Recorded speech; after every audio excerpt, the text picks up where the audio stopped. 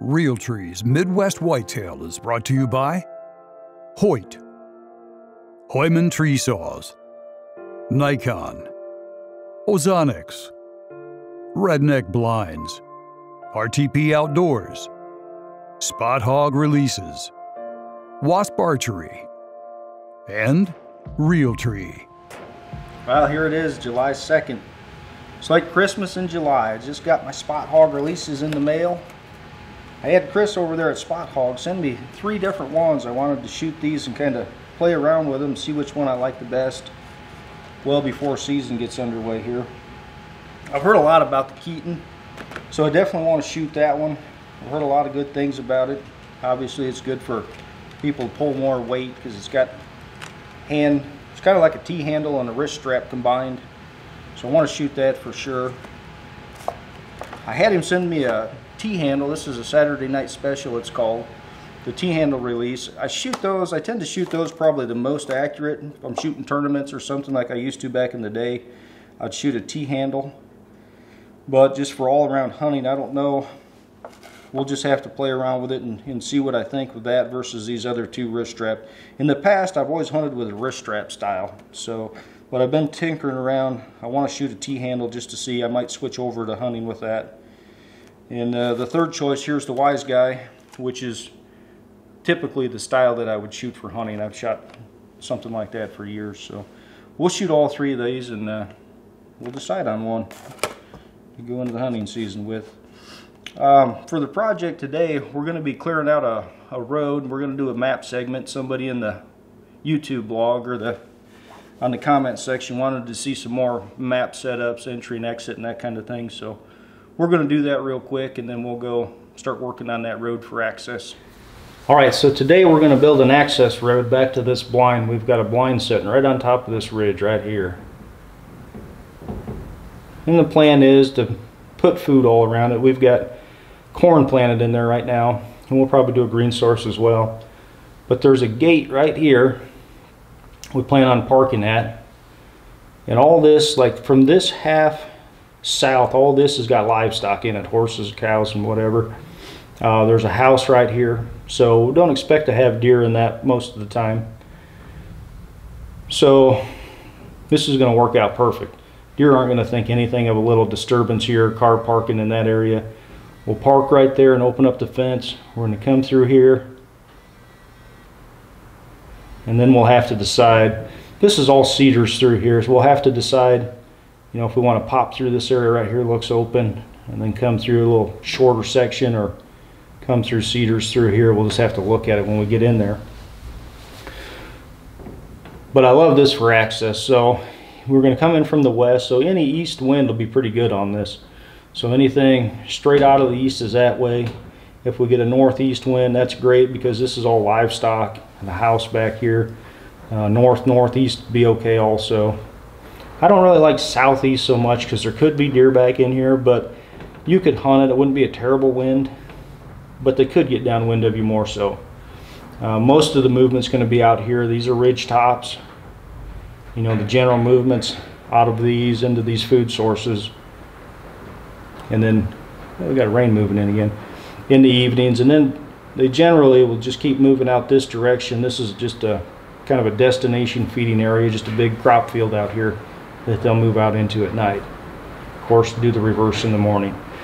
And we may hunt this in the morning too, even though it's a food source. It's also a good travel route, and the access is great for the morning. There shouldn't be any deer in here in the mornings.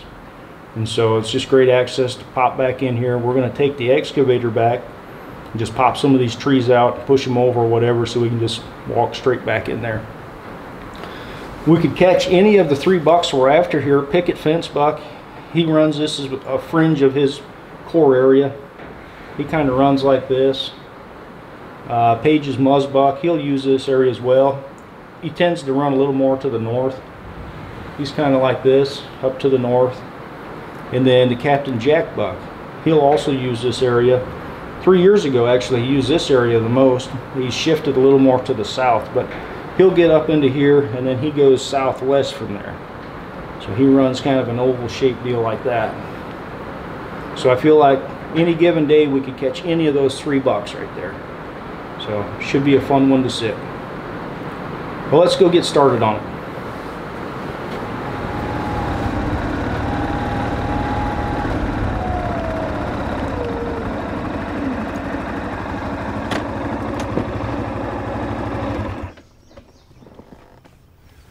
Got a little trick I want to show you right here. It's not a trick, it's just kind of cool for access. Check this out.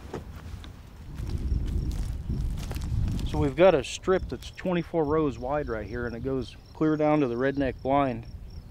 And what I did is I just disabled one row out of the planter just to make us an access trail. And this goes, oh what, probably 200 yards all the way down to that. Come here and check it out. You can see where the planter had run down through there, where that's all cracked like that. It just wasn't dropping any seed. Real easy just to pull one chain off so that the meter doesn't turn. So when this is all 7 and 8 feet tall, it'll be perfect access.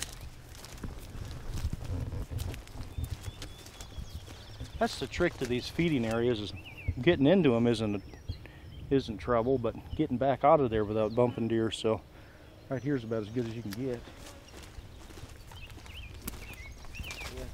I'll show you something here real quick. Some of this corn's burning up right here. See that leaf right there? That's a nitrogen deficiency. If the brown comes up the center of the midrib right there, it's deficient on nitrogen. If it does that yellowing on the outside, that's potassium. But it's putting down roots finally. It's been so wet this spring, I'm sure had trouble. It'll find some nitrogen. Oh, I've got a correction for you from last week. Also, we were talking about that volunteer corn and how to kill that, rotating between like a glyphosate tolerant corn and a Liberty tolerant corn. And then I had mentioned dicamba. Dicamba is not going to kill corn. That is a broadleaf herbicide, kind of like 2,4-D. So that won't work. But Roundup and Liberty, if you can switch back and forth between those, is probably your best bet to get that volunteer killed and keep what you planted if you're planting corn on corn. That doesn't sound good. I hear more thunder rolling. Alright, well, let's jump back on the four-wheeler and we'll head down there. Well, we lost some of our corn. We had such a wet spring. You look out in here and you see a bunch of spots where we don't have any plants coming up. That's what happens. These little bottom fields just hold too much water in those conditions. I think your hill ground would probably be better yield than bottom ground this year, at least the way it's going right now. Here's a redneck blind we just got set up this spring. Looks like we need to do a little trimming right there, some of the limbs on the back of the ladder. Come on up, let's check it out. Look at this. Is that a sign or is that a sign? Oh, dang. Unless that's just a bone of some sort, but that looks like an antler to me. Let's see what we got. Whoa, no shit. I'm gonna need to bring the skid loader down. Oh, dang. I don't know if I'm getting that out of there. Must have ran it over. How did we work around that? Tell me that's not a sign. This is the spot. We'll hang it right here. Good luck. Yep. Unbelievable. Good luck. I think right here's our access, and we'll just head right through there, young man. That's where we will go.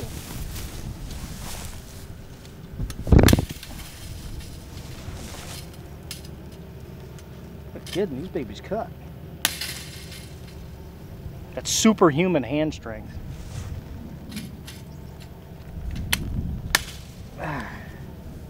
That's from wrestling pigs at the local fair. Superhuman hand strength. Let's see, we'll take this post. I'll pull these trees right here. This is a good way to hurt your back here when we got a machine right there. Oh, it really wasn't that good. We'll leave this right here for now. Now, my disclaimer, this is a rental. So stand back, guys, while I figure out how to run this thing. It could be dangerous.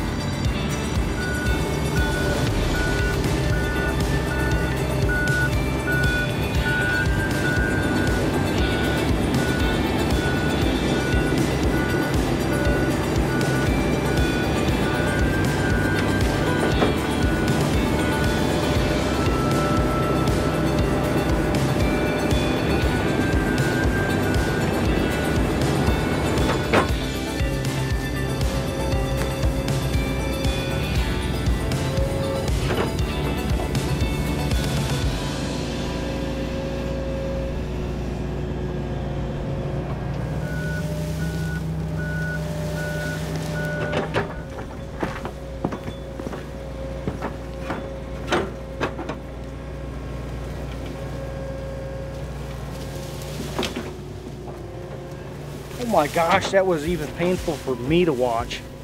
I've got a dozer and a skid loader, but this was like learning a different language. Finally started getting the hang of it there toward the end.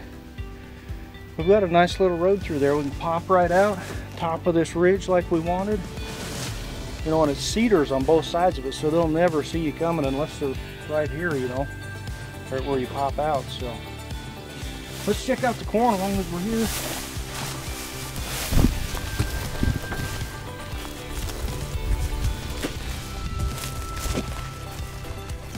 Stuff's got a pretty good start.